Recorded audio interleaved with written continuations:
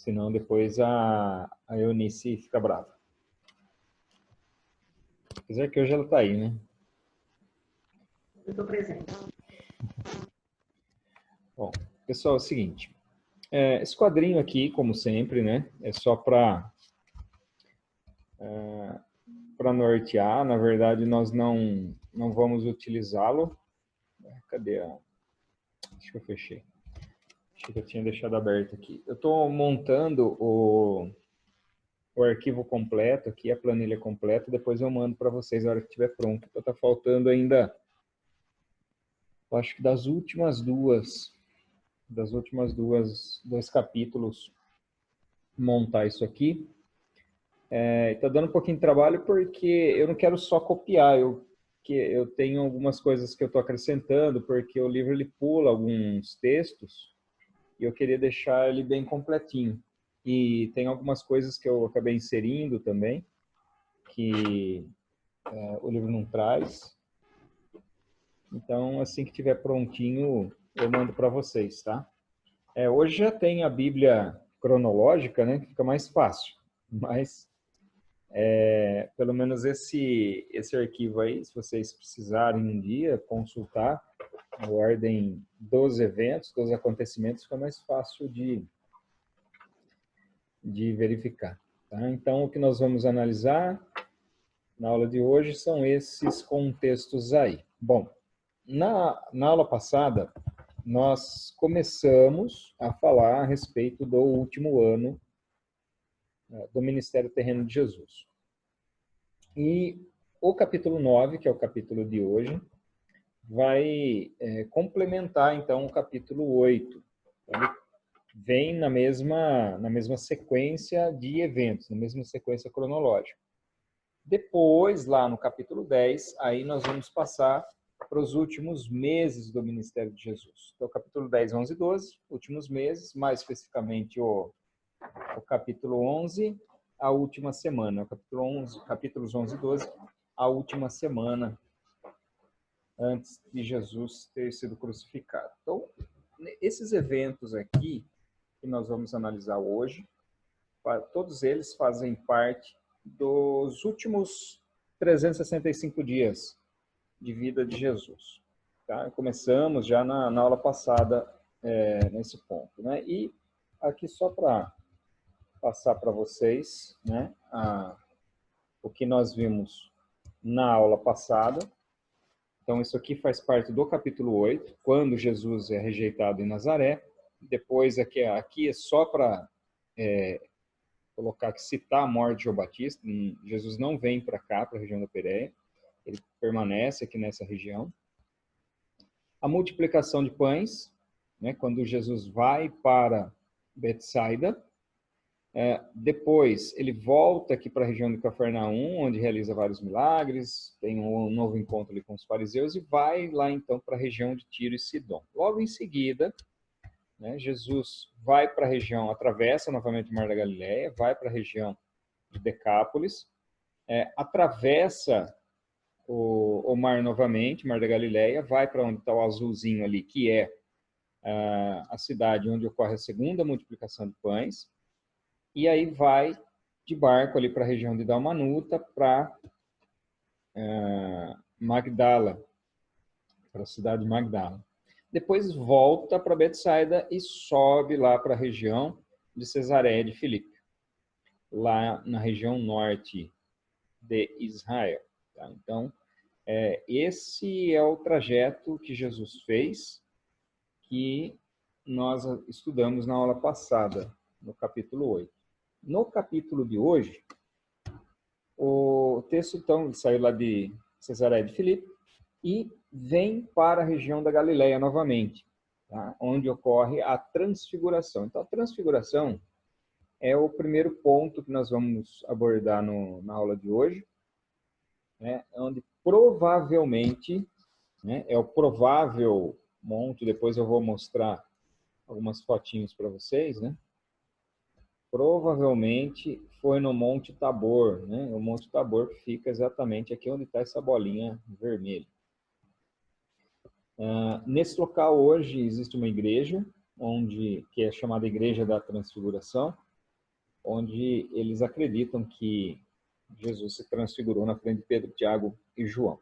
Nessa região ocorre a cura do menino endemoniado e a predição de Jesus a respeito dos seus sofrimentos, né? Logo em seguida, ele vai novamente para a região de Cafarnaum, onde ocorre a questão do tributo, o ensino sobre a humildade, o perdão, aquela questão, né, que os discípulos levantam aqui, de quem seria o maior no reino, né? Jesus fala a respeito de humildade, fala a respeito do perdão, e de onde ocorre o envio dos 70 discípulos. A partir daqui, Jesus caminha em direção a Jerusalém. Então, na aula de hoje, nós vamos falar a respeito da transfiguração, que ocorre, transfiguração, que ocorre no Monte Tabor, a ida de Jesus novamente para Cafarnaum, e depois a volta de Jesus. Vai passar por Nazaré, Samaria, até chegar em Jerusalém. Então, nesse momento, quando Jesus envia os 70 discípulos, depois nós vamos ver o texto certinho, Jesus os envia para as cidades às quais ele ia passar, né? E aí eles voltam, quando eles voltam dando as notícias, nesse momento em que Jesus vai para a cidade de Nazaré, onde ocorre ali a citação da incredulidade dos irmãos de Jesus, onde eles duvidam, né, da sua divindade, da sua missão. Jesus desce aqui para a região de Samaria, então passando ali pela região de Samaria, onde ocorre a rejeição por parte dos samaritanos, a cura dos 10 leprosos e a hospedagem na casa de Marta e Maria. Depois eu coloquei tudo junto aqui, porque a rejeição de Jesus pelos samaritanos, a cura dos 10 leprosos e a hospedagem na casa de Marta e Maria ocorre na ida para Jerusalém. Então, não necessariamente nesse ponto onde está a bolinha cinza aí, né? Mas Jesus atravessa por esse caminho, porque normalmente o trajeto que o judeu fazia para ir para Jerusalém, quando ele saía aqui, era esse. Eles vinham por aqui, atravessavam o Jordão, chegando aqui na altura de Jericó, eles atravessavam novamente e vinham para Jerusalém. Normalmente esse era o caminho de quem vinha para a Galileia. Só que Jesus intentou vir de Nazaré, ao invés de ele fazer esse caminho, ele fez isso aqui, né? Passou pela região de Samaria, onde ocorre ali, num determinado momento, uma rejeição, mas também onde ocorre a cura dos 10 leprosos e a hospedagem na casa de Marta e Maria, que provavelmente já tinha saído da região de Samaria. Provavelmente já estava na região da Judéia quando isso ocorre. Tá? E aí, enfim, Jesus chega em Jerusalém, né? Em Jerusalém, onde ocorre a festa dos tabernáculos. Nós vamos ver alguns eventos ocorridos nessa estada de Jesus em Jerusalém, que não é a última vez que Jesus vai para Jerusalém, é a penúltima. Então, ele vai agora para a festa dos tabernáculos. Depois a gente vai ver um mapinha onde mostra todas as festas, para a gente entender dentro da cronologia onde é que isso se encaixa no último ano de vida de Jesus. Então ele vai por ocasião da festa dos tabernáculos, onde ocorre a passagem da mulher adúltera, alguns ensinos, curas, e a festa da dedicação, né? Que ocorria alguns dias depois da festa dos tabernáculos. E aí Jesus, após a festa da dedicação, ele vem para além do Jordão, conforme o texto bíblico diz, para onde antes João Batista batizava. Tá? E aí depois a gente volta aqui para falar novamente quando for tratar desses assuntos. Então, esse é o caminho que nós vamos percorrer hoje, na aula de hoje, relacionado com as narrativas aqui dos evangelhos, né? Então, primeiramente, aqui no Monte Tabor, onde ocorre a transfiguração, quando depois que eles voltam aqui de Cesareia de Filipe, vêm para a região da Galileia, onde ocorre a transfiguração. Vai para Cafarnaum, volta para Nazaré, desce, passa por Samaria, chega a Jerusalém, depois vai para a região da Pérea. Tá certo? Tudo bem?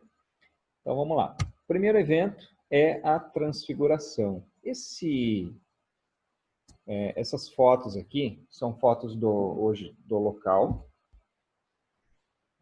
Aqui é a igreja que foi construída no Monte Tabor, chamada Igreja da Transfiguração.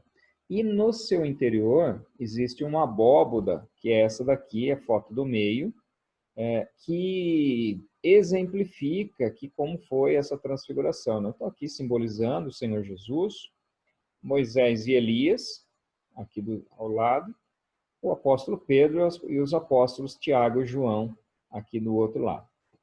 Isso não só essa igreja, mas a maioria das igrejas em Jerusalém, em Israel, de uma forma geral, que estão vinculadas à crença cristã, pertencem à Igreja Católica. Tá? A Igreja Católica como um todo e algumas ordens que cuidam de determinados lugares. Por exemplo, a Ordem dos Beneditinos, a Ordem dos Agostinianos, eles cuidam e zelam pelo patrimônio lá que é da Igreja Católica. Tá? E por que esse território todo é da Igreja Católica? Porque todos esses locais foram construídos durante a Idade Média. Tá? A maioria das construções data do período bizantino, que era um período onde a Igreja Católica dominava. Então, sendo Jerusalém, sendo Israel a Terra Santa, aqui a Igreja Católica comprou vários terrenos, vários lugares onde ela administra hoje. Um deles é esse aí, no Monte Tabor, onde existe essa igreja em memória a esse evento da transfiguração de Jesus. E aí nós vamos falar agora, então, algumas coisas relacionadas com a transfiguração. Primeiro, é que ela foi provavelmente no Monte Tabor, que é esse monte que vocês estão vendo aí, tá? Por que provavelmente? Porque a palavra não cita em qual monte Jesus estava, para qual monte Jesus foi. Então, se acredita que tenha sido esse em função de relatos que nós encontramos na tradição cristã. Então, a tradição cristã dos primeiros séculos, principalmente ali pelo século 4 e 5, vão apontar para esse monte, como o Monte da Transfiguração. Então, se tem que uma probabilidade muito grande que tenha sido exatamente esse, mas não dá para colocar 100%. Né? É onde provavelmente foi. E é o local turístico que hoje se tem como local de visitação do Monte da Transfiguração. Aqui só para... Deixa eu voltar aqui, né? Só para localização, o Monte Tabor, então, ele fica aqui, meio que saindo de Nazaré, indo em direção ao Jordão. Né? Entre Nazaré e o Jordão, nós temos o Monte Tabor aqui.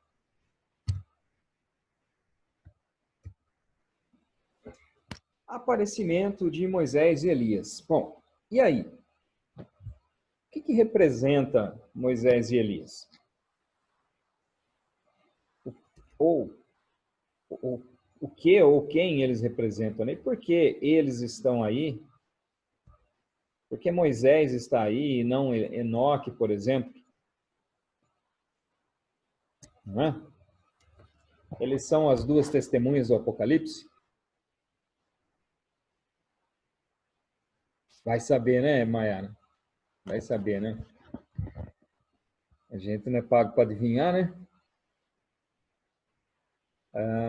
Mas se questiona muito essa aparição de Moisés e Elias, não tanto por Elias em si, mas por Moisés. Por quê? Por que a presença de Moisés aí, às vezes, para alguns, causa um pouco de problema? Elias foi trasladado. Elias não enfrentou a morte. Deus o tomou para si. Né? E, aliás, se pensa que Elias seja uma das duas testemunhas que vão aparecer no Apocalipse. E a outra se pensa que é Enoque, porque é outro que a Bíblia narra também que foi arrebatado. Porém, pesa muitas dúvidas em relação a isso. Tá? Agora, Moisés aparecer aí é um pouco estranho, porque Moisés morreu. Elias foi arrebatado. Tudo bem, você até consegue justificar, mas Moisés morreu. E aí, o que gera problema é o seguinte: existe uma tradição que é baseada no texto de Judas e no livro de Enoque, que falam que, o texto de Judas fala que houve uma contenda sobre o corpo de Moisés, né, que Satanás contendeu por causa do corpo de Moisés. E a tradição vai dizer que Deus ressuscitou Moisés.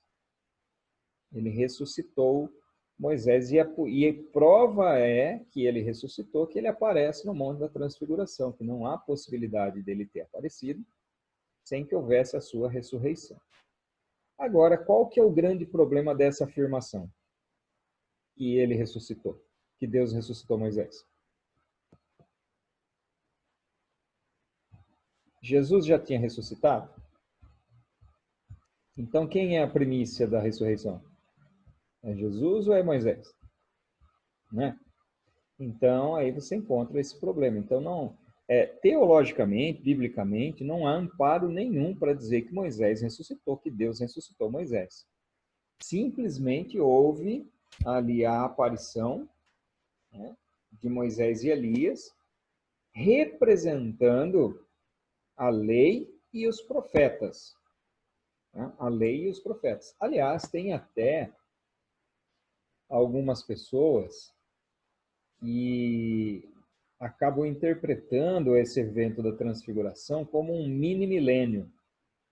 Né? Em que sentido? Então, Jesus glorificado, reinando, Moisés ali representando aqueles que viveram durante o período da lei, Elias representando aqueles que viveram sob a administração, vamos dizer assim, né, dos profetas, Pedro, Tiago e João como aqueles que vão participar do milênio como povos naturais. Então, Elias e Moisés representando os povos espirituais e Pedro, Tiago e João representando os povos naturais que vão participar do milênio. Bom, eu acho que é forçar um pouquinho a barra, tá? Particularmente. Respeito quem pensa assim, mas eu acho que é conjecturar demais, aí, é forçar um pouquinho a interpretação. A razão da transfiguração foi simplesmente dar testemunho para os discípulos ali presentes em relação a quem de fato Jesus é. E por que isso foi necessário? O próprio texto aqui da narrativa da transfiguração vai nos mostrar como isso aconteceu. Porque quando Jesus aparece ao lado de Moisés e Elias, o que Pedro fala? Ô, Senhor, é bom que a gente está aqui, porque nós vamos fazer umas tendas, né? Vamos fazer uma tenda para o Senhor, uma para Moisés e uma para Elias. E nesse momento, o que acontece? Vem uma voz do céu e diz assim: esse é o meu filho a quem me comprazo. A ele ouvi. Por que a voz vem do céu e diz exatamente isso? O próprio texto vai dizer que eles não compreenderam o que estava acontecendo ali, né? Deixa eu ver se é Lucas que fala ou se é Lucas ou Mateus.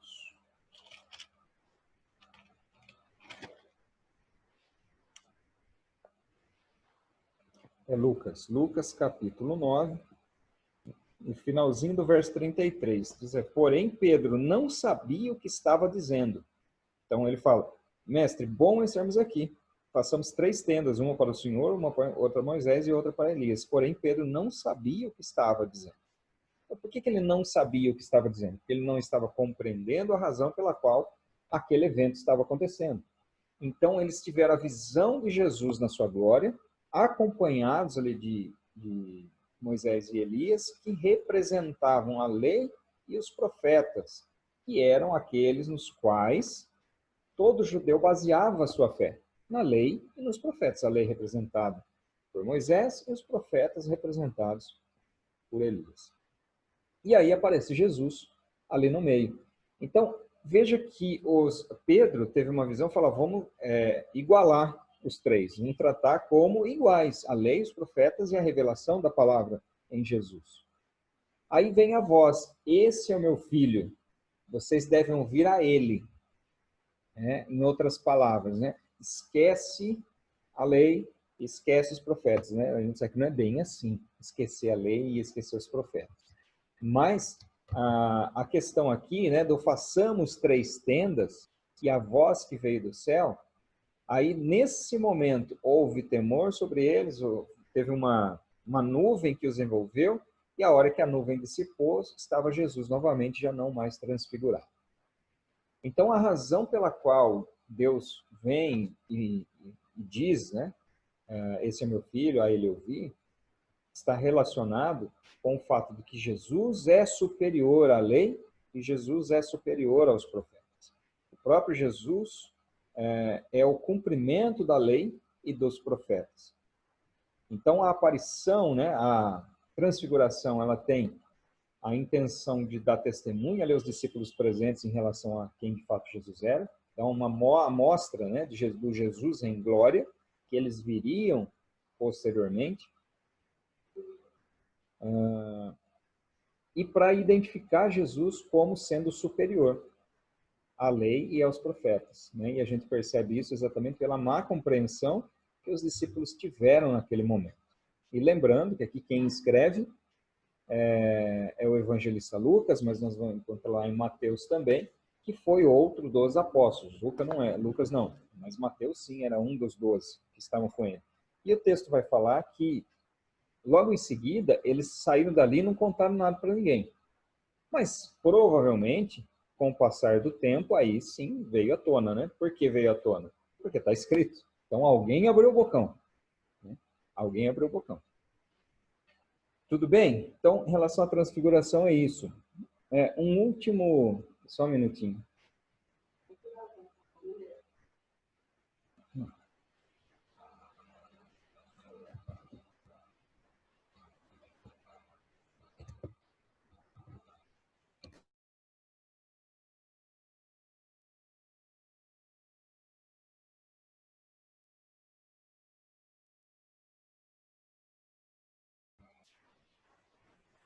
Muito bem. Uma última coisinha sobre a transfiguração é que no Lucas 9, verso 28, o que está escrito aí em Lucas 9, verso 28? Está escrito: cerca de 8 dias depois de proferidas essas palavras, Jesus levou consigo Pedro, Tiago e João e subiu ao monte com o propósito de orar. Então, cerca de 8 dias. Quando você vai lá para Mateus, né, ou Marcos, pode ir lá para Marcos também, mas Mateus 17 e verso 1, assim como Marcos também, no capítulo 9, vai dizer que 6 dias depois, Jesus tomou consigo Pedro e os irmãos Tiago e João e os levou em particular ao alto monte. Depois do que, né?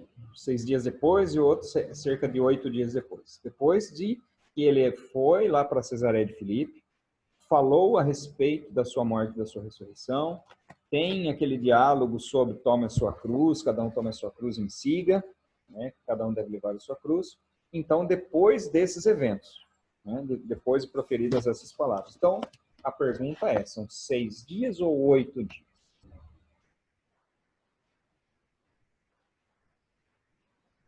Quem está certo aqui? Quem está certo, Maiara?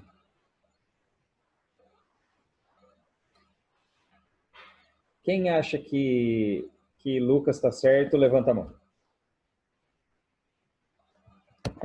Vocês não acham nada. Né? Quem acha que Mateus está certo, levanta a mão. Está todo mundo errado, né, Eunice? Eu acho que talvez de uma forma diferente que a gente ainda não entendeu, mas os dois devem estar certos. Os dois estão certos, né? Os dois vista. estão certos. Por que os dois estão certos? Desculpa, Eunice, acho que você estava falando, mas cortou sua fala. Não, era só isso mesmo. Por quê? Porque quando Lucas fala, ele diz cerca de. ou aproximadamente.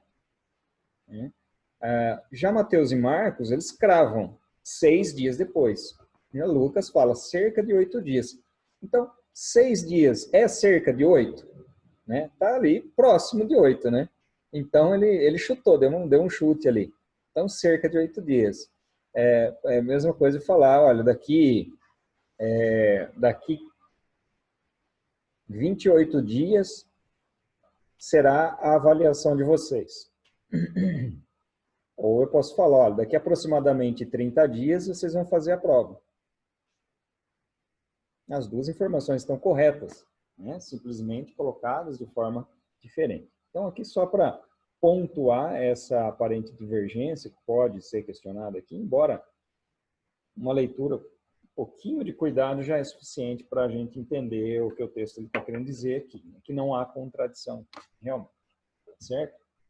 Na sequência, vamos lá, seguindo.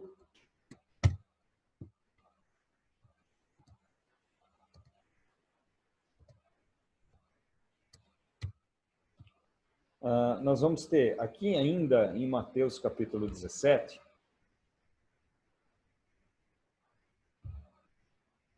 aliás, deixa eu abrir de novo a telinha aqui para eu ver todas vocês.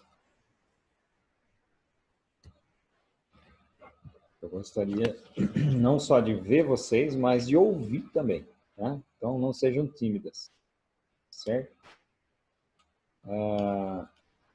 Mateus capítulo 17, 21 e Marcos capítulo 9, 29 vão contar a mesma história, não existe divergência nenhuma relacionada com as duas narrativas em relação a esse evento. Existe apenas uma omissão em Marcos, e aí já vou explicar aqui para vocês. Então, o ponto central aqui é o seguinte, né? É só para relembrar o que acontece. Jesus está passando ali por aquela região, e aí vem um homem e diz que o seu filho está sob domínio de um demônio. Aliás, não, é isso, é Mateus e Marcos. Está sob o domínio de um demônio. E aí ele disse que tinha pedido para os discípulos expulsar, mas eles não conseguiram expulsar. Tá? E aí Jesus fala, geração perversa e incrédula, até quando eu vou estar aqui com vocês? Né? Traga o menino aqui. E aí traz o menino, Jesus expulsa. E aí ele é questionado sobre a razão pela qual eles não conseguiram expulsar o demônio. E Jesus vai falar o seguinte, que essa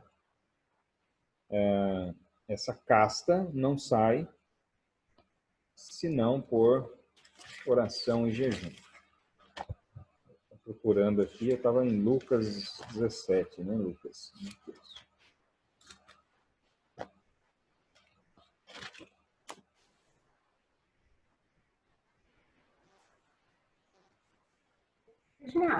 Oi, pode falar. Aqui na minha Bíblia de Marcos também, essa passagem ela é o 9, ela começa no 14, 14 a 29. Isso. É isso mesmo, né? É isso mesmo. É que eu só registrei lá um versículo, que é o versículo da fala de Jesus sobre oração e jejum. Então, eu queria colocar 2 pontos aqui para vocês sobre essa passagem. O primeiro ponto é em relação à possibilidade desse texto, desse versículo 21 de Mateus 17, não constar nos manuscritos mais antigos. A possibilidade não, ele não consta nos manuscritos mais antigos. A possibilidade é dele não constar no original, ou seja, alguém colocou esse versículo a mais ali. Então, é uma possibilidade. Aliás, se vocês têm essa Bíblia aqui, a Nova Almeida atualizada, mas outras também trazem. A NVI traz, outras Bíblias trazem informação. Você vai ver que esse versículo 21 de Mateus 17 está entre colchetes. Está aí na Bíblia de vocês? Tem alguma que não está? Que não tem? Alguma versão aí? Não? Todas têm? Bom, Se esse texto, então, está entre colchetes, o que você vai ver? Lá no rodapé tem uma explicação. No rodapé vai estar escrito: o texto entre colchetes se encontra apenas em manuscritos mais recentes. Então, a crítica textual, baseada numa questão de lógica, vai entender que os originais não tinham e que esse texto foi incluído posteriormente. Então, esse é o primeiro ponto. Agora, isso é uma hipótese. Tá? Pode ser que sim, pode ser que não. Quer ver um outro caso, até mais grave que esse, né? É o caso de Marcos.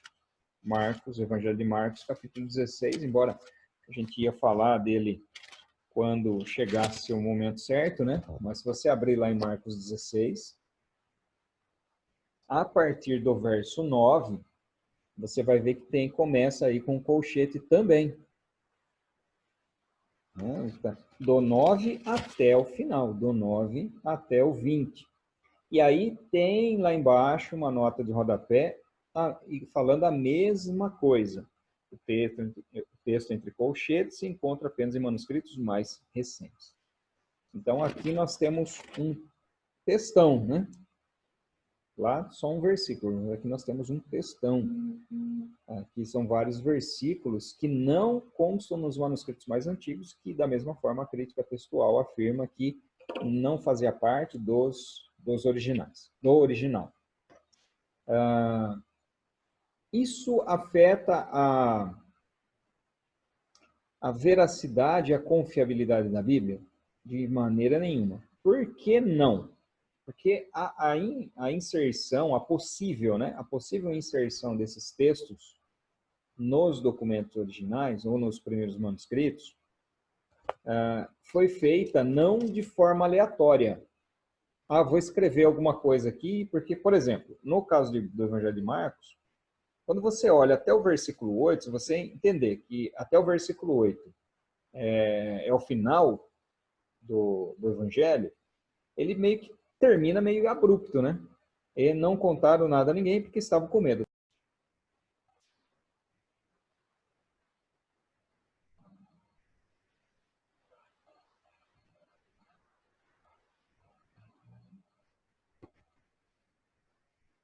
É café ou coca, Silmar?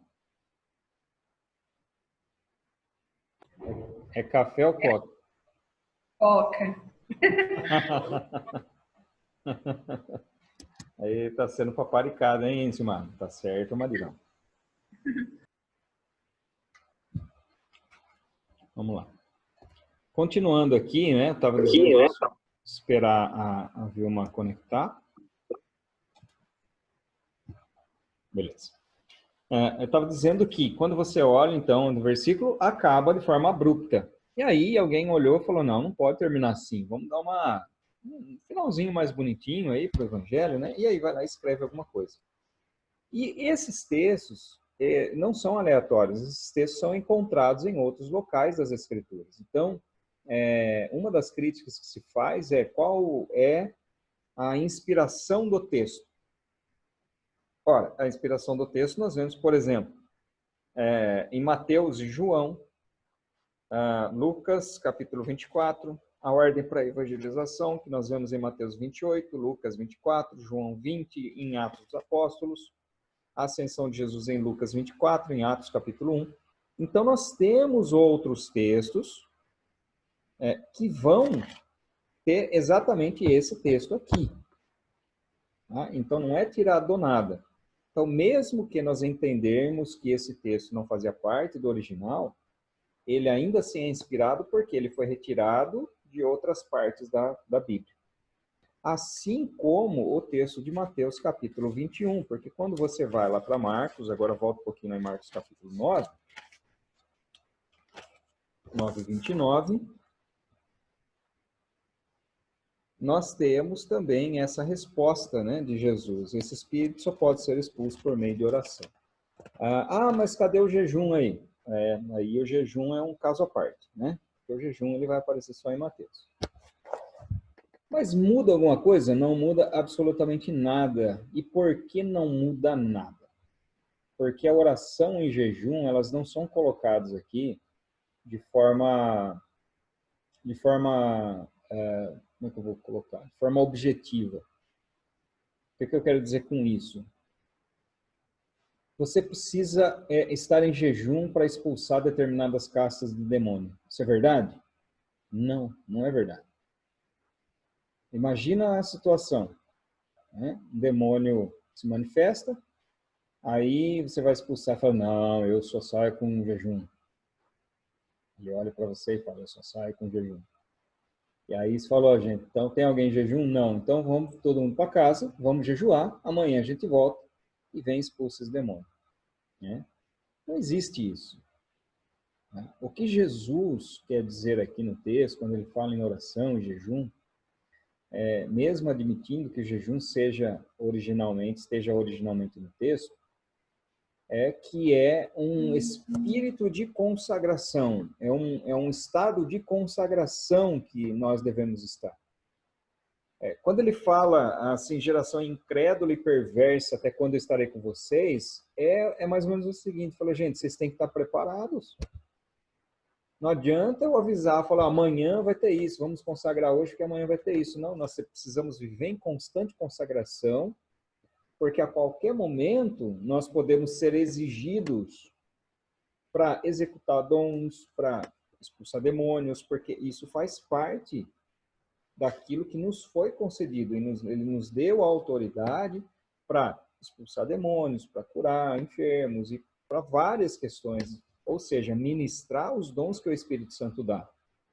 Agora, para que nós possamos ser usados pelo Espírito Santo, nós precisamos ter uma vida de oração, ter uma vida de consagração, uma vida de meditação na palavra de Deus. Não é algo que é esporádico. Uma vez por semana eu vou pegar a Bíblia para ler, uma vez por semana eu vou orar, uma vez por semana eu vou na igreja e está tudo certo porque eu estou cumprindo minhas obrigações.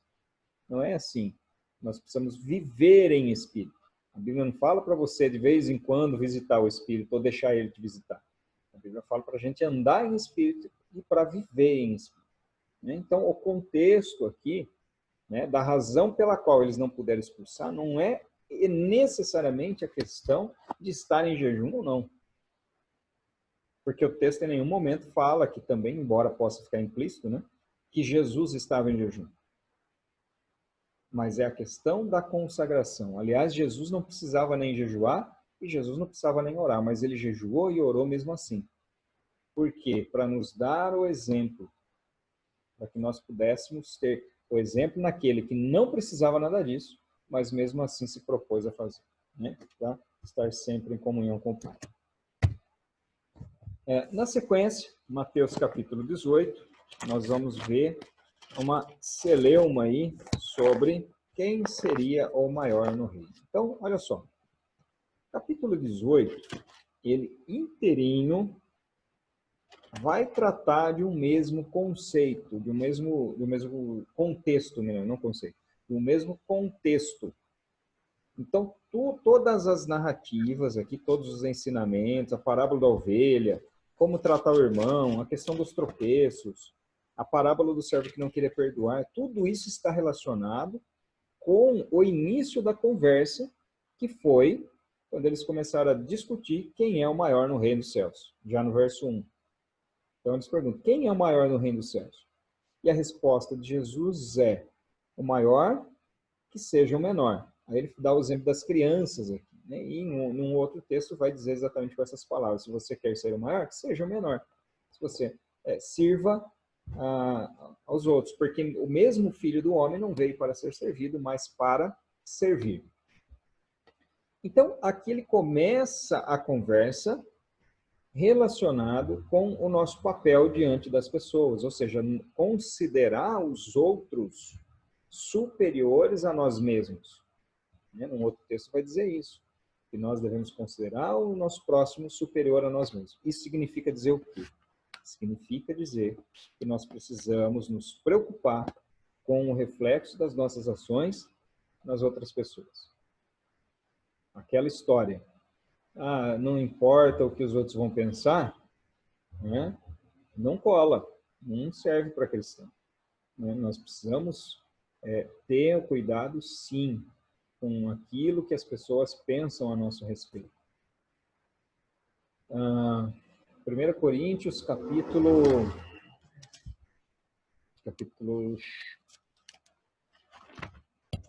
Aliás, 2 Coríntios, capítulos 2 e 3, eles vão trazer um contexto lá, falando, Paulo falando que nós somos um perfume, que nós somos uma carta, que nós somos um espelho. Né? Um perfume que exala um odor, uma carta que é lida pelas pessoas e um espelho que reflete a glória de Cristo. Né? Então, que tipo de odor nós estamos exalando? Que tipo de leitura as pessoas estão fazendo das nossas vidas? Que tipo de reflexo as pessoas estão vendo em nós? É o reflexo de Cristo? É da glória de Cristo? Então, essas reflexões nos fazem pensar que essa história de não importa o que vão pensar de mim, isso não é coisa de cristão. Né? E se não é coisa de cristão, é coisa de quem? É do 7PL. Né? Do 7PL, do cramunhão. É dele. Do adversário, né? Então, é exatamente dele. Porque você gostou do 7PL, Fernando? Você nunca ouviu essa? Não? Essa é antiga. Essa é antiga. Fala porque ele é dissimulado, né? Ele se traveste, então ele tem 7 peles. Tá vendo? Até isso você aprende aqui, hein, Fernando? O que eu estava falando? Então, essa questão de nós devemos sempre servir as pessoas, estar dispostos a servir. E aí ele relaciona, veja que logo na sequência ele vai falar das criancinhas, e no verso 6 ele vai falar, e se alguém fizer tropeçar um desses pequeninos que creem em mim, seria melhor para que se uma grande pedra de moinho fosse pendurada no seu pescoço e fosse afogado na profundeza do mar. O que esse texto tem a ver com a questão de servir? Que quando nós não nos dispomos a servir as pessoas, quando nós não nos dispomos a nos colocar em posição inferior aos outros, nós estamos automaticamente querendo nos sobressair sobre essas pessoas.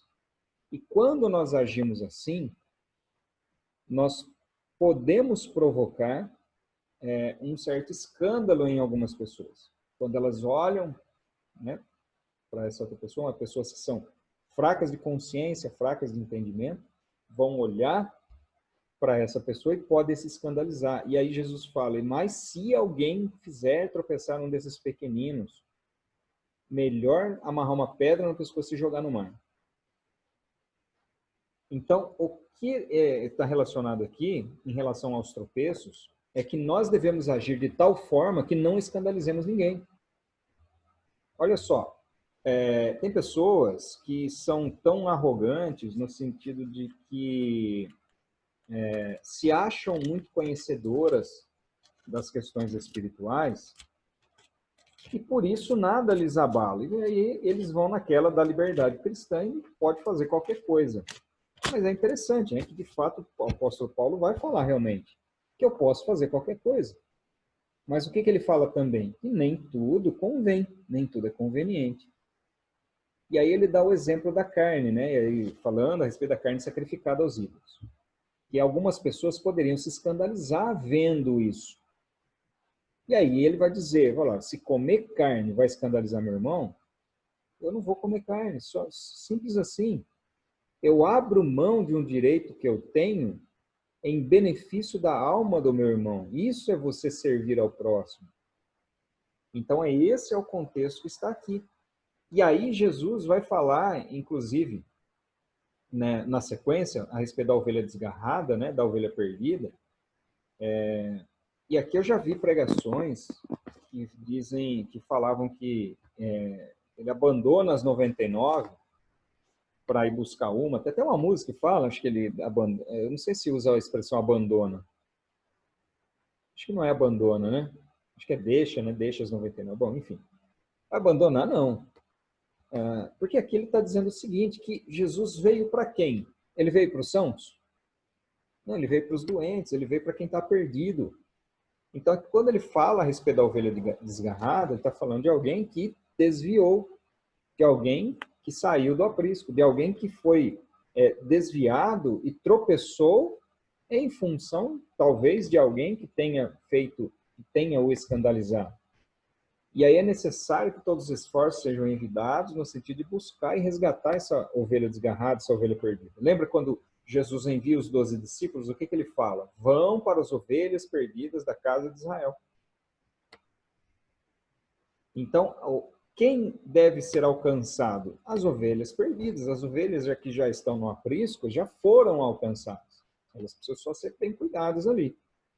Mas a que você precisa ir atrás, tratar, né? Tirar os carrapichos, dar uma tosada de vez em quando, às vezes, né? Quando necessário uma cajadadinha também, às vezes é necessário para colocar na linha.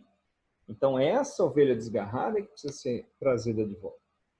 Então, veja, perceba a linha, né? E aí, essa ovelha desgarrada, veja, que ele fala a respeito de você servir, a respeito do escândalo que isso pode causar, a respeito daquele que pode se desgarrar e a necessidade de buscar essa pessoa. E aí, logo em seguida, ele fala a respeito do perdão do pecado. Então, essa pessoa que se desgarrou, voltou. De que forma nós vamos tratar? Com amor, com misericórdia e com perdão. E aí Jesus vai falar de perdão. Se o teu irmão pecar contra você, vai repreendendo em particular e vai falando, né? Se ele se arrepender, ótimo, né? Glória a Deus por isso. Então, ele vai falar a respeito disso.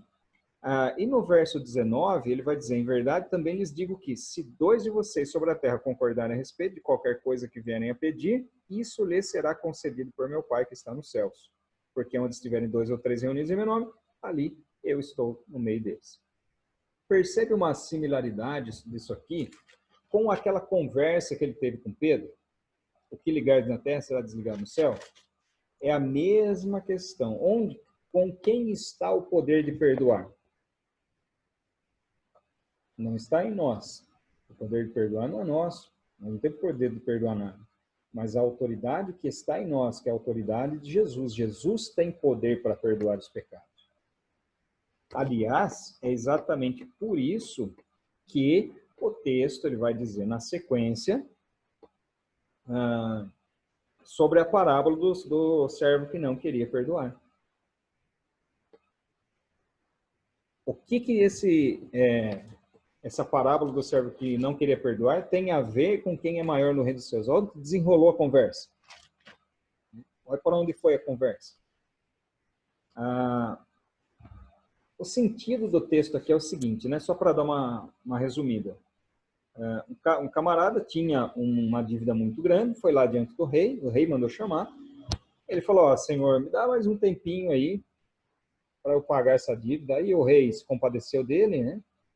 E falou, pode ir, vai, tá perdoado. E aí ele saindo, encontra alguém que deve dinheiro para ele, foi lá, cobrou e lançou na prisão. O cara não tinha dinheiro para pagar e lançou na prisão. Então, ou seja, ele recebeu perdão, mas não conseguiu perdoar. E por que isso acontece? E é aqui que está o centro do negócio. Perceba os números que são usados aqui. Verso 24. E passando a fazê-lo, trouxeram-lhe um que lhe devia 10.000 talentos. E aí o verso 28. Saindo, porém, aquele servo encontrou um dos seus conservos que lhe devia 100 denários. Então, 100 denários, 10.000 talentos. Quanto era um denário? Um denário era um dia de salário. Então, 100 denários são 100 dias de salário. Mais ou menos aí 3 a 4 meses de trabalho aí. Aliás, eu acho que 100 denários é o que a gente deve para o governo todo ano, né? Porque é mais ou menos o que a gente trabalha para pagar imposto, né? 3, 4 meses. 100 denários.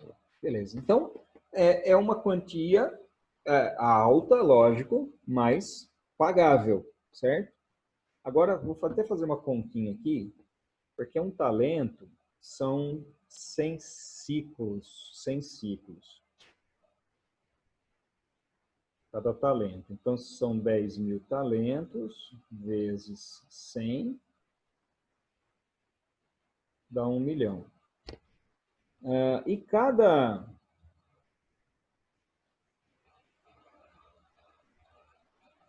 Não, desculpa,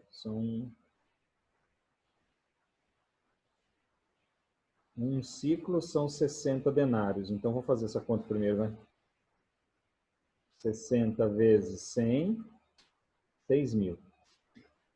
Então, são 6 mil ciclos. 60... Nossa, eu até perdi nas contas aqui. Peraí. 100 denários. Um ciclo são 60 denários. 60... e aí, cada talento são 100 ciclos. Acho que é isso, vezes 100. Não, é vezes 1000 mesmo.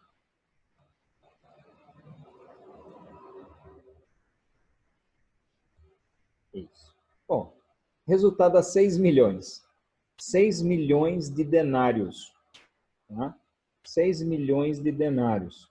Se você dividir, então, se você considerar que um denário é um dia, 6 milhões de denários dividido por 365 dias, ia demorar 16.438 anos para pagar.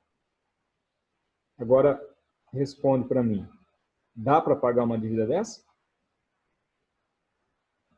Então, a questão aqui é a seguinte. O que a parábola representa aqui é o perdão que nós recebemos de Jesus. A nossa dívida era impagável. Agora, existem algumas pessoas que ainda insistem em tentar pagar essa dívida. Às vezes vem para Jesus e fica querendo fazer as coisas para pagar um pouco daquilo que Jesus fez, né? Como se isso fosse possível.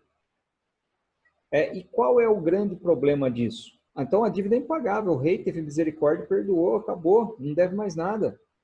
Né? No nosso caso, o próprio Jesus pagou a dívida com seu sangue. Mas qual é o grande problema de eu não conseguir compreender o perdão que eu recebi? É porque eu também vou ter dificuldade de aplicar o perdão. Esse camarada que saiu da presença do rei, quando encontrou com o colega, ele estava com aquela dívida na mente. Né? Na mente dele, o que acontecia? Eu falei, eu preciso juntar dinheiro para pagar. Vem cá, você está me devendo, me paga aí, se eu começar a pegar aqui, eu consigo pagar alguma coisa. Né? E por isso ele não consegue perdoar, ele não perdoa, porque ele não conseguiu assimilar o próprio perdão.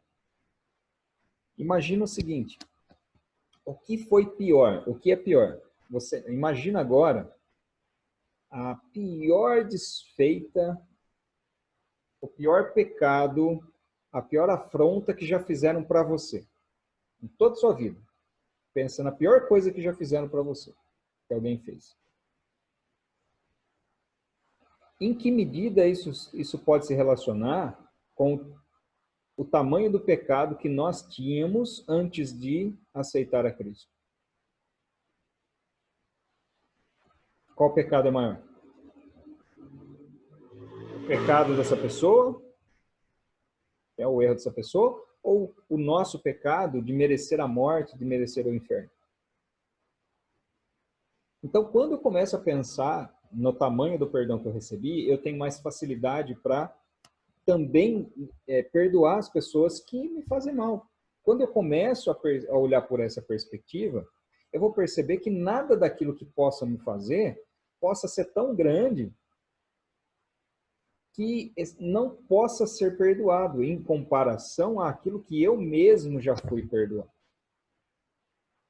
Então a parábola ela tem esse sentido de mostrar que para que nós possamos perdoar, nós precisamos compreender o tamanho do perdão que nós recebemos. Agora vamos fazer uma engenharia reversa aqui, né, no capítulo 18. Eu compreendo o perdão que eu recebi. Eu tenho facilidade também para perdoar. Eu olho para aquelas pessoas que fizeram mal, que erraram, e eu vou tratá-las com amor, com misericórdia, com compaixão.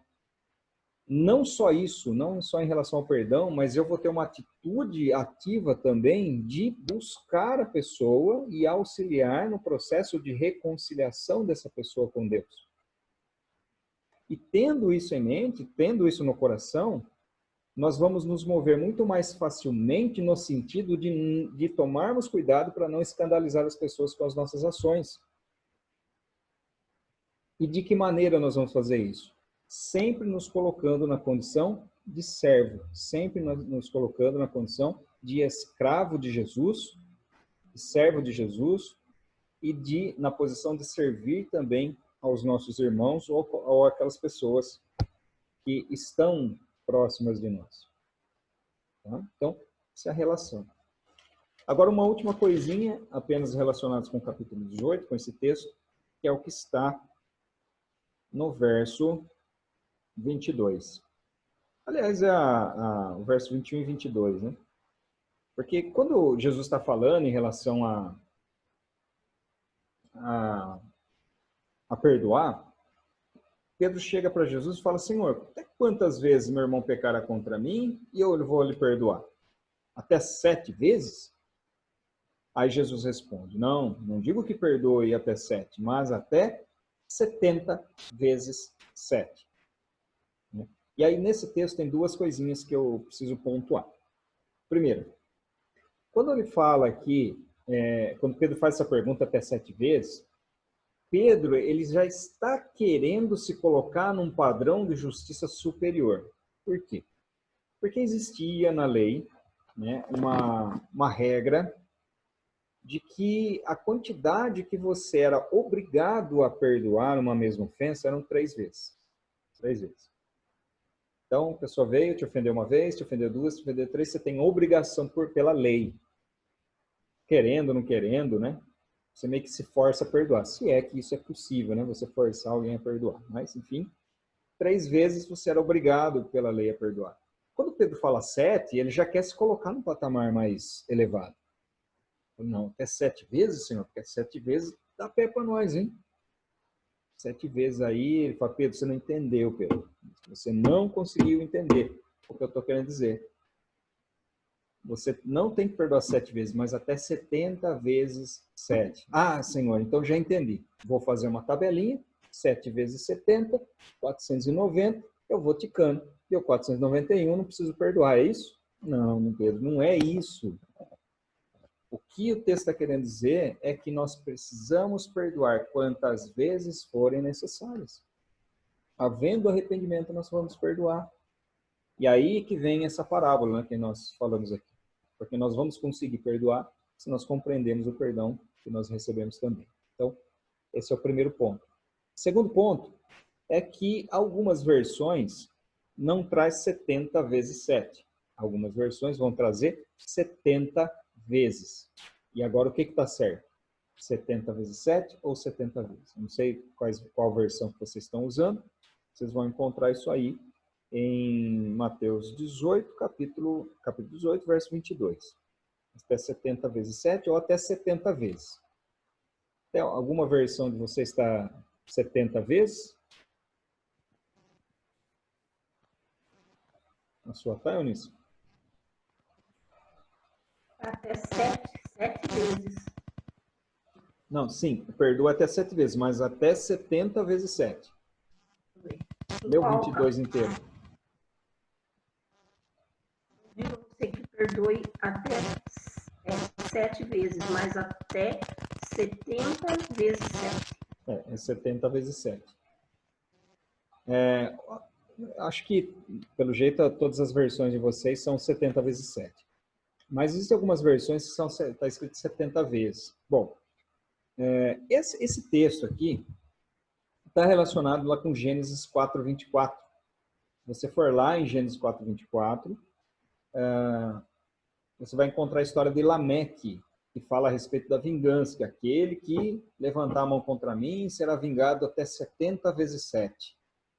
Então, Lameque é o maior vingador da Bíblia, contraposto aqui com aquele que é o maior perdoador da Bíblia, que é o Senhor Jesus.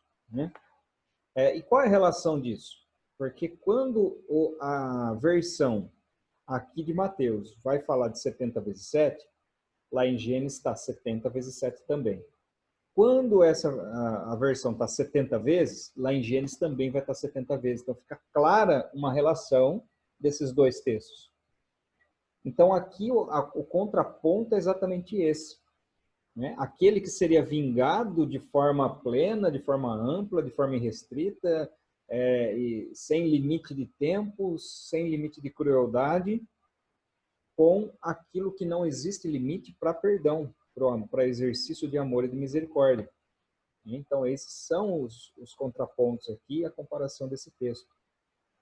E o fato de ser 70 vezes 7 ou 70 vezes, na verdade, é relevante para o sentido.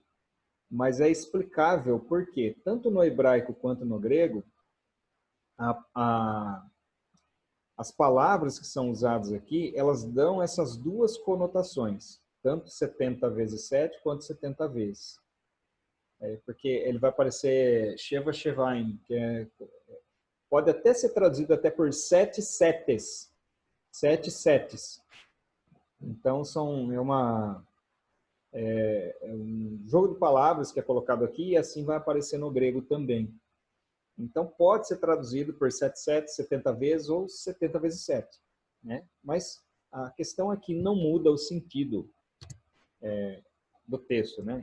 Essa interpretação. O que vale aqui é a gente compreender que ele está fazendo uma clara distinção entre a vingança, que é a busca do homem, né, de se vingar, e a necessidade, que aqui sendo cristãos agora e compreendendo as coisas espirituais de forma mais adequada, nós entendemos que nós devemos agir sempre, quando for necessário, quantas vezes forem necessárias, agir com amor, com misericórdia e com perdão. Muito bem. Ainda nesse contexto, só que agora indo lá para Lucas, Lucas no capítulo 17.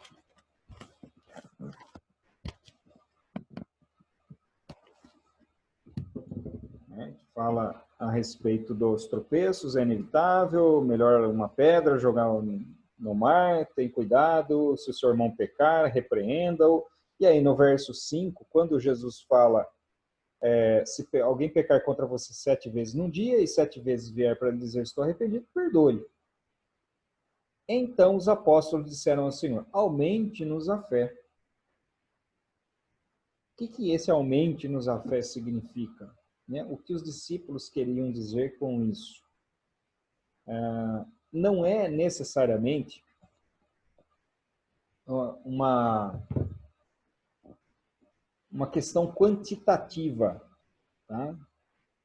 Por que não é uma questão quantitativa? Não é uma questão de quantidade de fé?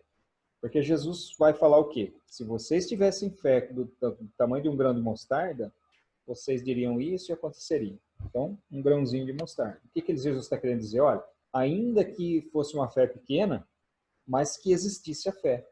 Então, se existir a fé, vocês vão acreditar realmente no tamanho do perdão que vocês alcançaram.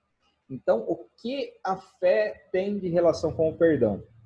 Porque para que nós, agora voltando lá no que foi falado de Mateus, na parábola que Jesus contou, o que nos faz compreender com precisão que nós fomos de fato perdoados pelos nossos pecados? É a fé. É o crer na fidelidade de Deus em relação a isso. É crer realmente que Deus nos perdoou. É crer que eu merecia o inferno, que eu merecia a morte, que eu merecia uma vida eterna de sofrimento, mas Cristo me amou e se entregou por mim. E eu creio nisso, eu creio que eu fui perdoado. Eu exerço a fé. Então, o que eles falam com a pergunta é, Senhor, do jeito que o Senhor está falando aí, é difícil. Como é que a gente vai conseguir fazer isso? E aí no texto, né, num outro texto, acho que não é aqui,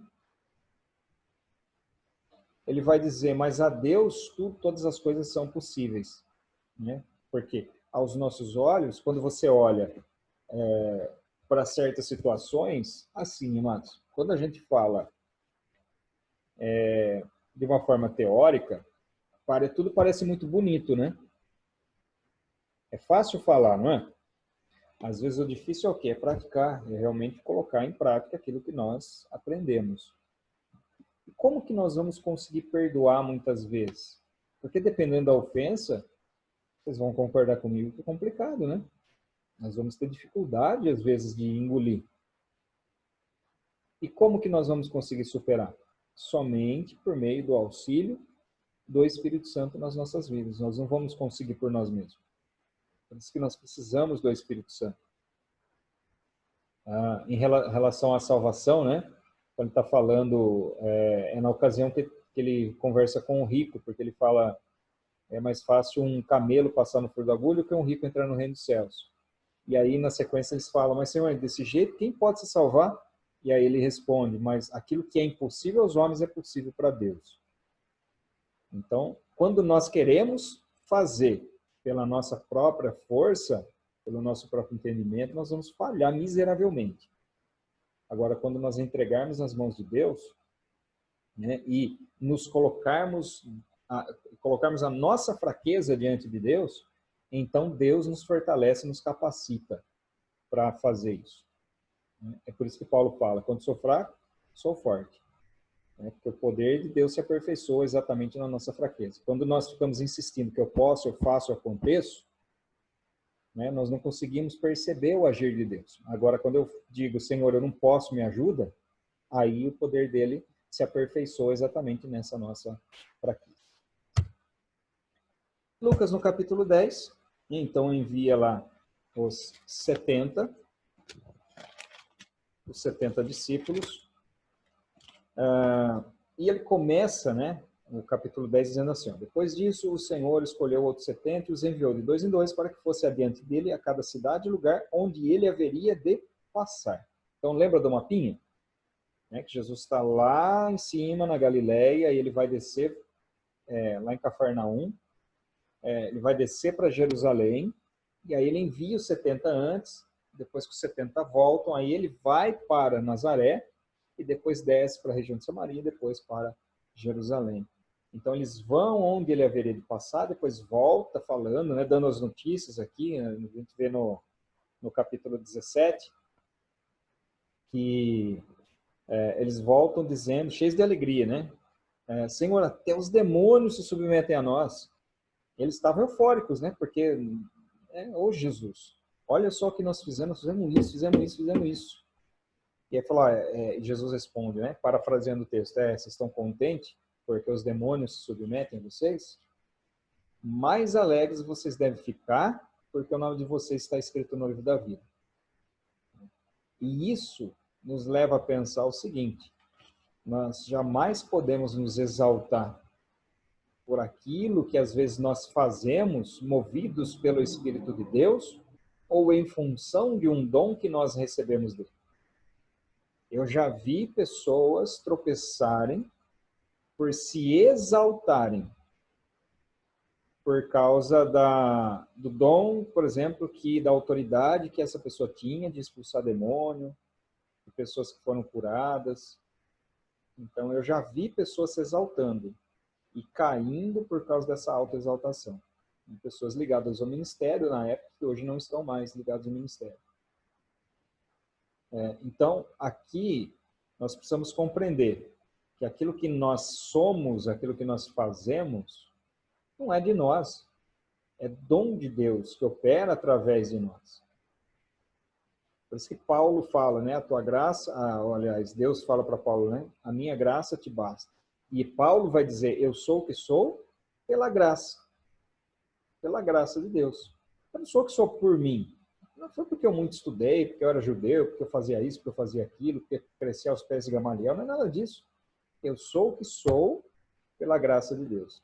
Então é isso que nós precisamos ter, né? Esse espírito realmente de humildade diante de Deus, de compreender que nós não somos nada em nós mesmos. Nós somos o que somos, é pela graça de Deus.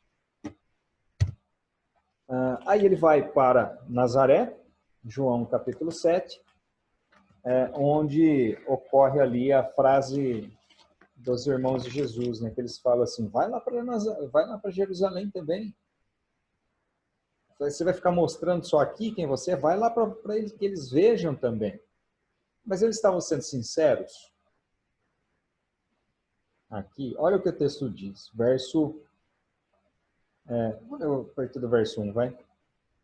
Passadas essas coisas, Jesus andava pela Galileia, porque não desejava andar pela Judéia, visto que os judeus queriam matá-lo. E a festa dos judeus, chamada Festa dos Tabernáculos, estava próxima. Então os irmãos de Jesus se dirigiram a ele, dizendo: deixe esse lugar e vá para a Judéia, para que também os seus discípulos vejam as obras que você faz. Né? Então ele fala: vai para a Judéia, vai lá ver. Mas olha o que a sequência do texto diz. Porque se alguém quer ser conhecido, não pode realizar seus feitos em segredo.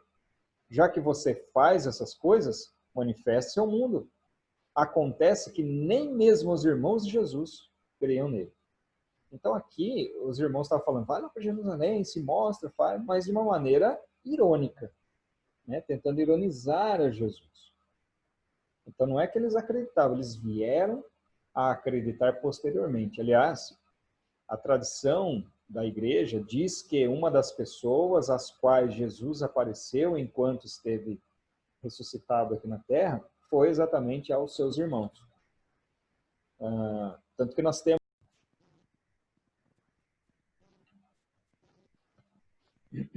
Bom, continuando aqui, tanto que nós temos na Bíblia 2 livros escritos por meio irmãos de Jesus, né? Tiago e Judas. Aliás, Tiago, quando nós olhamos lá para Atos capítulo 15, por exemplo, nós vemos que Tiago se tornou líder, né? O Tiago, chamado o Justo, se tornou líder da igreja em Jerusalém.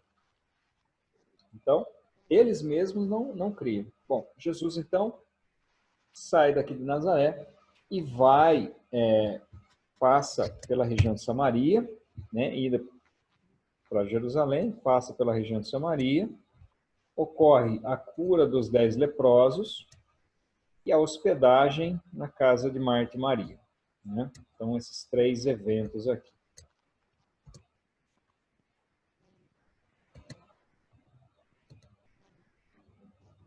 Deixa eu só admitir a Vina Sumara, estou entrando.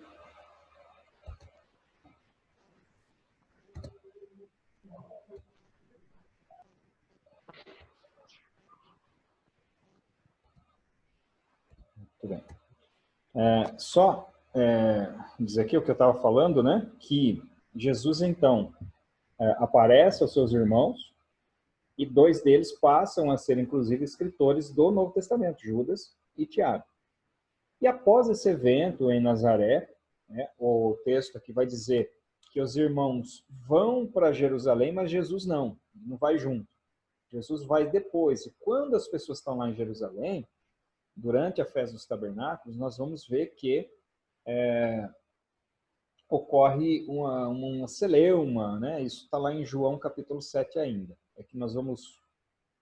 estou pulando aqui, depois eu vou voltar para cá. Ocorre uma celeuma e eles ficam perguntando: onde é que Jesus está? Que hora que ele vai chegar? Quando ele vem? E aí? Né? Por quê? Até esse momento, Jesus já era bem famoso, já era conhecido, e os fariseus queriam sim, estavam sim armando um plano para matar Jesus. Bom, mas aí Jesus, né, vai depois e pelo caminho passa pela região de Samaria.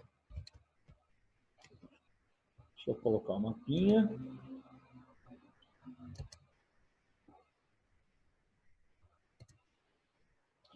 Lembra que então, ó, do desenho que eu fiz para vocês, né, que eles cortavam o caminho, o que Jesus faz? Vem, passa direto aqui por Samaria. E é interessante que o texto ele vai dizer, e, aliás, deixa eu só ver aqui qual que é o texto. É Lucas 9.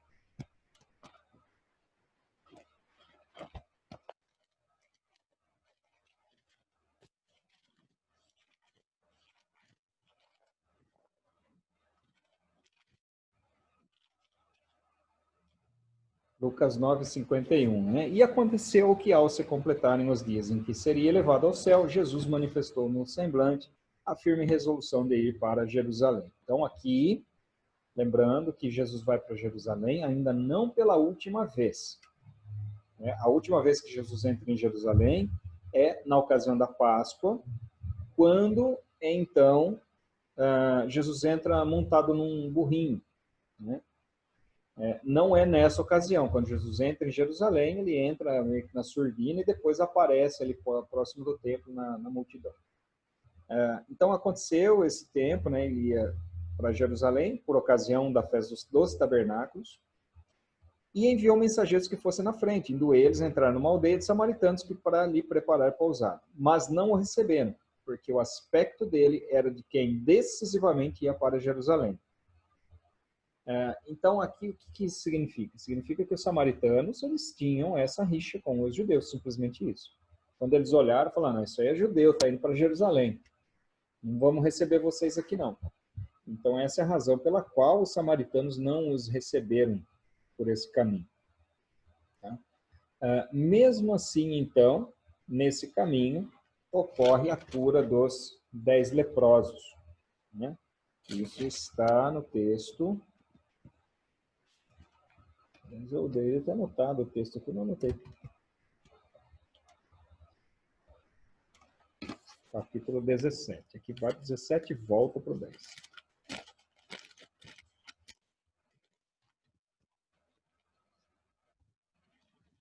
Capítulo 17, a partir do verso 11. Então, olha só. De caminho para Jerusalém, Jesus passava pelo meio de Samaria e da Galileia.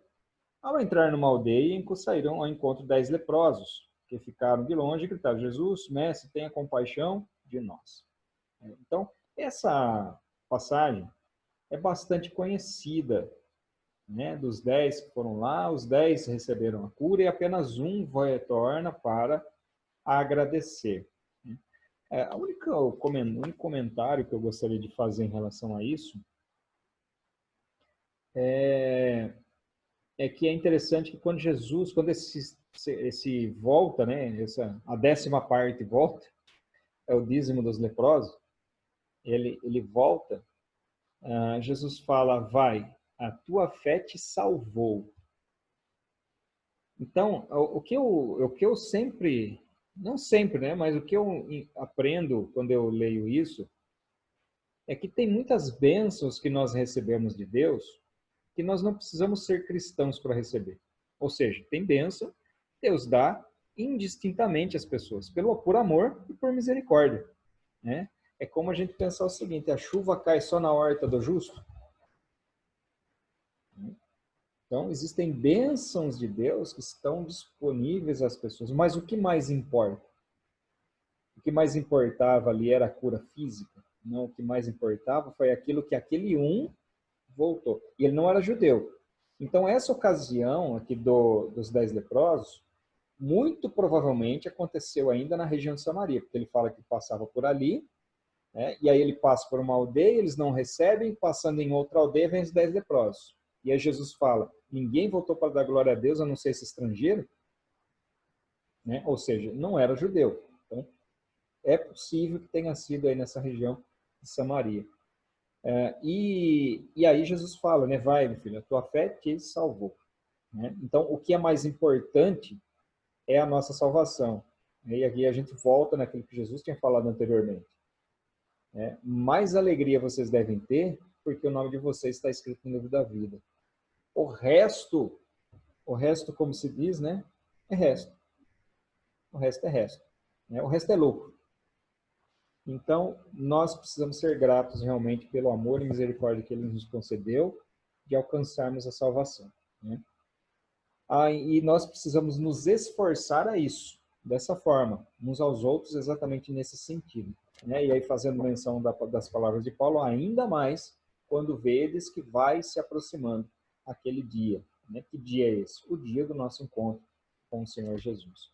E aí, provavelmente, né, já na região aqui da Judéia, provavelmente por essa região aqui, Jesus se hospeda na casa de Marta e Maria. Que também acontece aqui uma situação que é bastante conhecida, aquela história, né, de Marta está correndo para um lado para o outro, Maria está sentada ouvindo, e Marta chega e fala, Senhor, o senhor não se incomoda que eu fique trabalhando sozinha? Aí Jesus fala, Marta, né, uma coisa só é necessária. A Maria escolheu a boa parte. Então, aqui eu já vi pregação também falando, não, mas a função de Marta também é importante, senão quem ia preparar? Né? E a questão nem é essa, a questão é, imagina que você recebe Jesus na sua casa. Pensa num negócio desse. Você vai fazer o possível e o impossível para agradar a Jesus, não vai? De tudo. Mas o que de fato importa? O que de fato agrada a Jesus? É aquilo que eu faço, simplesmente, que eu corro para lá e para cá e, de uma certa forma, até me esqueço do principal, de sentar com Jesus para bater um papo, para conversar e para ouvir? Né? Ou são os afazeres? Às vezes a correria faz com que a gente não tenha esses momentos. Você ir para lá, para cá trabalhar, fazer comida, é necessário? É necessário, mas qual é a parte mais importante? É você sentar com Jesus e bater um papo com Jesus. Senhor, vamos conversar, fala comigo, Senhor. E a correria às vezes impede. E normalmente as pessoas que falam que não, assim, não tem tempo para orar, não tem tempo para ler a Bíblia, não tem tempo, né? Então, não tem tempo para sentar. Por quê? Porque está buscando coisas que não têm importância. São coisas que não são importantes. Seguindo o caminho, Jesus, enfim, chega em Jerusalém. Lá em João, Evangelho de João, dos capítulos 7 até o 10, do 7, 8, 9 e 10, são 4 capítulos, que fala da estada de Jesus em Jerusalém, durante as festas dos tabernáculos e a festa da dedicação. Então, o capítulo 7, verso 10, vai dizer, depois que seus irmãos tinham ido à festa, Jesus também foi. Não publicamente, mas em segredo. Ora, os judeus o procuravam na festa e perguntavam onde ele está. E havia grande murmuração, né? Uns diziam, ele é bom, outros, não é, ele engana o povo. Entretanto, ninguém falava nada dele abertamente por medo dos judeus. Então, algumas pessoas tinham receio de falar de Jesus perto dos fariseus. Por quê? Porque eles estavam tentando acusar Jesus, tramando contra Jesus para o matar. Por isso que Jesus entra nessa ocasião em segredo. Por quê? Ainda não era o tempo dele ser entregue e ele sabia disso. Aqui, para vocês só lembrarem, né? Eu vou minimizar aqui a telinha para vocês. Isso aqui nós vimos lá em Cultura Bíblica, né? As festas de Israel. Aqui eu incluí, né, a festa da dedicação, que não é uma festa bíblica. A festa da dedicação não é uma festa bíblica. É uma festa que foi inserida no calendário judaico posteriormente à lei, que é chamado, até mais conhecido como Hanukkah, que acontece no 24º dia do mês de Kisleu, ou Kislev. Então, essa festa da dedicação. A festa dos tabernáculos para a qual Jesus foi, acontecia aqui, ó, nesse período aqui. Ou seja, entre setembro e outubro, mas normalmente no começo de outubro no nosso calendário. Tá? Mais ou menos nessa faixa aqui. Essa é a festa dos tabernáculos que ocorre aqui, também chamada de festa das cabanas ou Sukkot. E aí, alguns dias depois, no 24º de Kisleu, normalmente aqui, né, na primeira quinzena de dezembro do nosso calendário, que acontece essa festa da dedicação, ou a chamada festa de Hanukkah. E aqui o texto fala até que era inverno nesse período aqui da festa da dedicação. Então, esse aqui, né, é o período que Jesus ficou em Jerusalém quando ele foi para cá nessa ocasião. Tá? Jesus vem para Jerusalém aqui por ocasião dessa festa, da festa dos tabernáculos, permanece aqui em outubro, novembro e começo de dezembro, e somente depois é que ele vai embora, ele volta. E aí ele teria, daqui de dezembro, janeiro, fevereiro, março e abril, que é onde ele seria crucificado, né? Durante a celebração aqui da festa da Páscoa. Tá certo?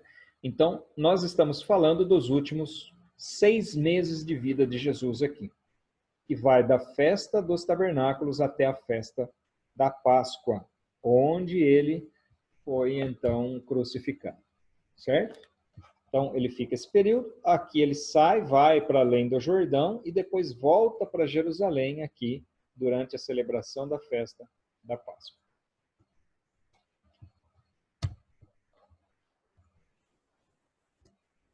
Tudo bem? Compreendido aqui? Só para, cronologicamente, a gente se ambientar. Em que momento da vida de Jesus nós estamos, né? Jesus teria, até a sua crucificação, aí uns 6 meses, aproximadamente. Então, Jesus vai para Jerusalém, fica lá durante a festa dos tabernáculos e a festa da dedicação. Nesse meio tempo, então, acontece esses eventos que estão descritos nos capítulos 7, 8, 9 e 10 aqui do Evangelho de João. Né? É aqui, antes de falar propriamente da mulher pega em adultério, né? Quando Jesus chega ali, então, ocorre uma controvérsia entre os judeus, e Jesus fala que eles estavam querendo matá-lo. E aí os fariseus dizem o seguinte, no verso 20, a multidão respondeu, você tem demônio, quem é que está querendo te matar? Ou seja, negando que houvesse um plano para matar Jesus. Mas olha só, verso 25, alguns de Jerusalém diziam, não é este o homem que estão querendo matar? Então quer dizer, existia sim um plano ali para matar Jesus, porém eles não queriam parecer injustos. Por isso que eles tentaram, de todo modo, pegar Jesus ali em alguma coisa que ele dizia, em alguma blasfêmia, em alguma questão relacionada com a lei ou com o tempo, para que eles pudessem apedrejar. No verso 31, tem uma frase interessante daquelas pessoas que creram em Jesus. Eles dizem assim, porém muitos dentre a multidão creram nele e diziam, quando Cristo vier, será que vai fazer maiores sinais do que este homem tem feito? Então, olha só, eles criam em Jesus, mas não compreendiam o papel de Jesus ainda. Porque ele fala assim, será que quando Cristo vier, ou seja, quando o Messias vier, ele fará coisas maiores do que esse homem? Então eles colocaram de que forma? Falaram, esse homem realmente é um homem de Deus, é vindo da parte de Deus, não tem dúvida nenhuma, olha o que ele faz, mas ele não é o Messias. O Messias virá ainda. Mas será que o Messias, quando vir, vai fazer coisas maiores do que esse daí? Por quê? Porque Jesus não mostrava o interesse em restaurar politicamente Israel. Aliás, essa não era a sua função. Essa será a sua função quando da sua volta, quando da sua vinda em glória. E aí, né, durante o capítulo 7, nós vamos ver alguns ensinos aqui de Jesus. Ele vai falar que ele é a fonte da água viva, né, que aquele que beber dessa água, rios de água viva fluirão. E aí é interessante que o evangelista João vai explicar que ele dizia isso a respeito do Espírito Santo, que seria derramado alguns dias depois, né, alguns meses depois. Está no verso 37 a 39, quando ele fala a respeito disso. E aí, continua falando a respeito das divisões que haviam, até que aparece um personagem aqui no meio, que é Nicodemos. Nicodemos, que era um israelita, membro ali também entre os fariseus, e aí ele disse o seguinte, né, será que a lei condena um homem sem primeiro ouvi-lo e saber o que ele fez? E aí tem essa discussão entre os fariseus, e eles acabaram meio que deixando para lá essa questão aí. Mas ainda com a intenção de pegar Jesus em alguma palavra para o crucificar.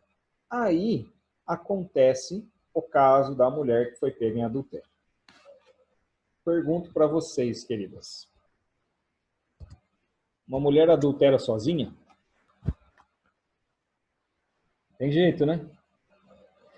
Bom, a não ser que for em pensamento, né? Porque Jesus fala que se pensar já pecou, então, né? Mas aí não foi o caso. Não é uma questão de pensamento, é uma questão de praticar mesmo. E cadê o homem? Né? Cadê o homem? Porque a lei, o que a lei dizia? A lei dizia que ambos seriam apedrejados. Mas só o homem é levado ali. E por que ele é levado para Jesus e não e lá no templo? Só para localização, o sinédrio ele ficava um pouco distante do templo. Ele ficava a uns metros ali, talvez 1 quilômetro do templo, aproximadamente, né? Um pouco menos. Mas em vez de levar a mulher para o sinédrio, que era o local onde ela deveria ser julgada, levaram para onde? No templo. E por quê? Porque Jesus estava ali. E por que eles fizeram isso? Não era para saber o que Jesus ia falar, era para testar. Porque o que ia acontecer? Se Jesus falava, não, pode apedrejar, a lei não manda apedrejar, o que iam falar? Ah, cadê o amor? Cadê a misericórdia? Cadê o perdão? Agora, se Jesus fala, não, não vai, não pode apedrejar ela. Ah, então você está afrontando a lei. Então, eles queriam, de alguma forma, pegar Jesus ali, em alguma palavra. Mas aí, olha só, né, a sabedoria. Claro, é só analisar aí vocês. Se vocês nunca pecaram, então vai, segue em frente, manda bala. Né? E aí, o que aconteceu? Cada um foi largando a sua pedrinha aí, todo mundo foi embora. Por quê? Porque ninguém ia ser besta, desculpa a palavra besta, né?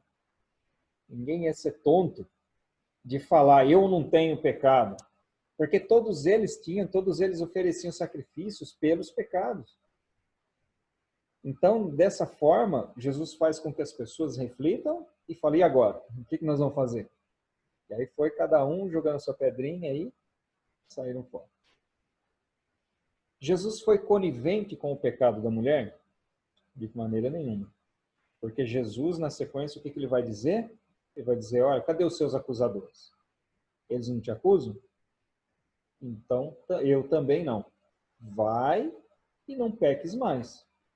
Então, o deixar o pecado é uma condição. O amor e a misericórdia, ele é direcionado a pecadores, a pessoas que pecam. Agora, a decisão após o contato com Jesus de não pecar mais é uma decisão pessoal. É claro que nós vamos errar em determinados momentos. Não é isso que eu estou falando, né? A ausência de erro. Mas é aquela disposição em pecar, em fazer errado. De você planejar, de você meditar, de você fazer consciente e deliberadamente. Sabe que não deve, sabe que não pode, vai lá e faz, planeja e leva adiante.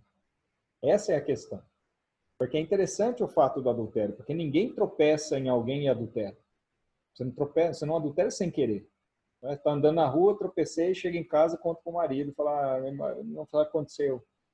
Adulterei, você me perdoa? Não é assim que acontece. Você planeja, vai tempo, né? Vai meditando. É assim que funciona. Então, aqui Jesus em nenhum momento é conivente, mas ele, com sabedoria, mostra que o amor e a misericórdia estão disponíveis para qualquer pessoa. Depois da mulher, aqui e a discussão com os fariseus continua, e aqui, queridos, vocês vão perceber, na sequência aqui do capítulo 8, do Evangelho de João, vocês vão perceber que a conversa começa a ficar cada vez mais tensa. Né? Olha só. Jesus começa a falar, vocês vão conhecer a verdade, e a verdade vos libertará. O João 8,32. E eles responderam, nós somos descendentes de Abraão, jamais fomos escravos de ninguém, como você diz que seremos livres? E aí Jesus fala, em verdade, verdade lhes digo que todo que comete pecado é escravo do pecado. Verso 39, Jesus ainda dizendo, se vocês fossem filhos de Abraão, fariam as obras que ele fez. Verso 41, e eles responderam, nós não somos filhos ilegítimos, temos um pai que é Deus. Jesus disse. Então perceba aqui que é assim, né? Eles falam, nós somos filhos de Abraão, nós não somos, nós somos livres. Falar, todo que comete pecado é escravo do pecado, vocês são escravos. Nós somos filhos de Abraão. Se vocês fossem filhos de Abraão, vocês iam fazer as mesmas obras que ele. Mas nós temos um pai que é Deus. olha, se Deus fosse de fato o pai de vocês, certamente me amariam, porque eu vim de Deus e aqui estou. Pois não vim de mim mesmo, mas ele me enviou. Verso 44. Vocês são do diabo, que é o pai de vocês, e querem satisfazer os desejos dele. Então, eu separei esses versículos aqui apenas para você entender o contexto da conversa, que vai, na verdade, vai piorando um pouquinho mais. O verso 56. Abraão, o pai de vocês, alegrou-se por ver o meu dia, e ele viu esse dia e ficou alegre. Então os judeus lhe perguntaram, você não tem nem 50 anos e viu Abraão? Jesus respondeu, em verdade, lhes digo que antes que Abraão existisse, eu sou. Aí foi a gota d'água. Né? Por quê? Porque quando ele fala eu sou, ele está aqui se equiparando ao próprio Deus. Ele está se colocando como da mesma essência. E quando ele diz eu sou, né? E aqui está até em letra maiúscula, porque o que ele quis dizer é relacionar o eu sou com o eu sou do próprio Deus. Quando Deus fala eu sou o que sou.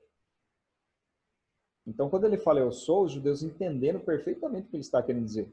E aí eles pegaram pedras para atirar nele, mas Jesus se ocultou e acabou saindo do templo.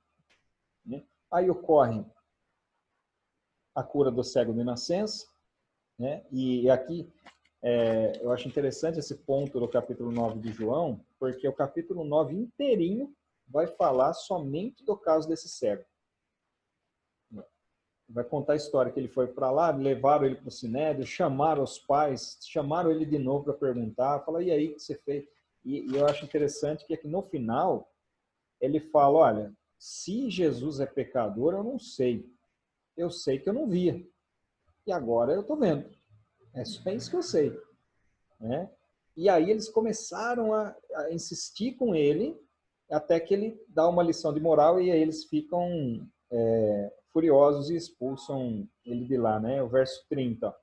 E o homem respondeu, é estranho que vocês não saibam de onde ele é, mas ele me abriu os olhos. Sabemos que Deus não atende a pecadores, pelo contrário. Se alguém teme a Deus e pratica a sua vontade, a este atende. Desde que o mundo existe, jamais se ouviu que alguém tenha aberto os olhos a um cego de nascença. Se este homem não fosse de Deus, não poderia ter feito nada. Mas eles disseram, você nasceu cheio de pecado e quer nos ensinar? E aí eles expulsaram, né? Apelaram. Né? Foi a verdadeira apelação aqui. Eles não tinham mais o que falar e quem não tem argumento, grita, né? Quem não tem argumento, encerra a conversa no grito. E aí eles acabaram expulsando. E quando isso chegou ao conhecimento de Jesus, ele aproveita a situação para fazer uma analogia aqui entre a cegueira desse homem e a cegueira espiritual, que é o que ele vai falar a partir do verso 35. Né? Quando ele vai dizer lá no verso 41, Jesus respondeu, se vocês fossem cegos, não teriam pecado algum. Mas porque agora dizem, nós vemos, o pecado de vocês permanece. O que Jesus está querendo dizer aqui? Se vocês fossem cegos, ou ser cegos fisicamente, vocês não iam ter pecado. Mas porque vocês veem, no sentido de que vocês acham que compreendem das coisas, vocês acham que são justos, vocês acham que não tem pecado, vocês acham que já foram justificados pelas suas obras, é por isso que o pecado de vocês permanece. Porque vocês, embora vendo fisicamente, estão cegos espiritualmente. Falando aqui, então, a respeito da cegueira espiritual. E para finalizar a nossa aula de hoje, eu acho que eu dei uma corrida nesse capítulo aqui, né? Assim, parece que foi rápido. Acho que eu dei uma corrida. Deixa eu tomar uma aguinha aqui.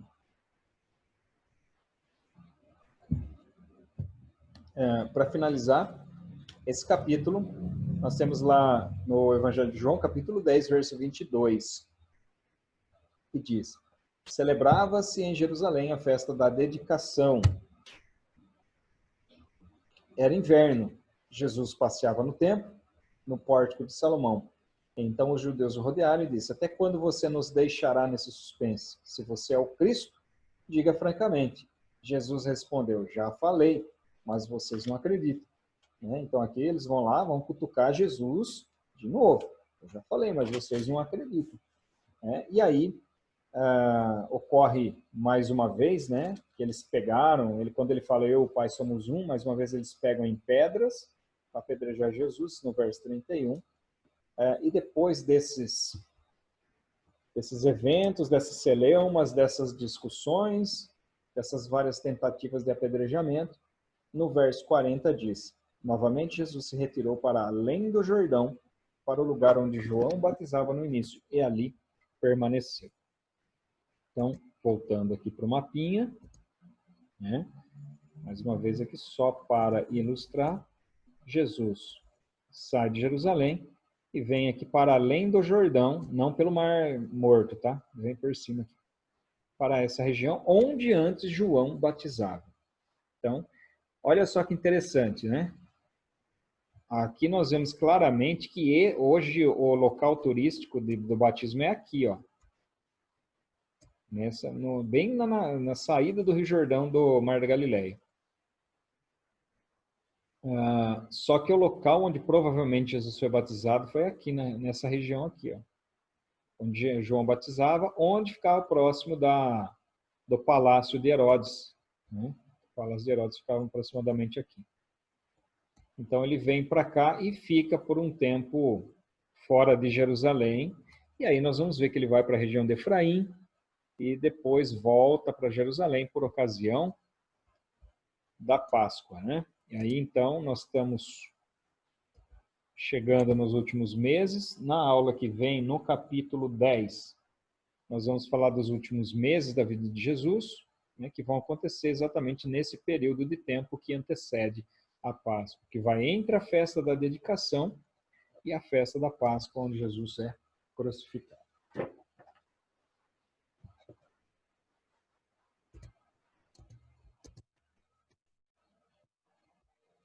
Fechou, gente? Então, é isso. Deixa eu só falar uma coisa para vocês aqui. Na página do livro de vocês, na página 101, vocês têm aí a autoatividade para fazer, né? Tem um trabalhinho legal aí para vocês fazerem. É gostoso quando tem exercício assim, não é? Não? Não é gostoso? O que vocês vão fazer aqui? Ó? Faça uma resenha crítica. Né? O que é uma resenha crítica? Aliás, uma resenha crítica é redundância, tá? Porque aqui, na verdade, seria um resumo crítico, né? Uma resenha é um resumo crítico. Então, o que ele quer é o seguinte, né? Em pelo menos 20 linhas, sobre os acontecimentos durante a festa dos tabernáculos. Então, quais são os eventos? Capítulo 7 a 10 do Evangelho de João. Vocês vão fazer um resuminho dos acontecimentos e colocar algo da opinião de vocês aí, né? Um ensinamento relacionado a isso. Né? Isso que é a resenha, ou o resumo crítico. Então, você vai fazer um resumo do texto e mais aquilo que você extrai de ensinamento em relação a esses textos aí. Né? Não precisa ser necessariamente isso, mas uma sugestão. Vou fazer um resuminho de 10 ou 12 linhas e deixar as últimas linhas, 8 a 10 linhas, para fazer esses ensinamentos, né, que você extrai dali. Tá? Uma sugestão, não precisa ser necessariamente essa divisão. Tá?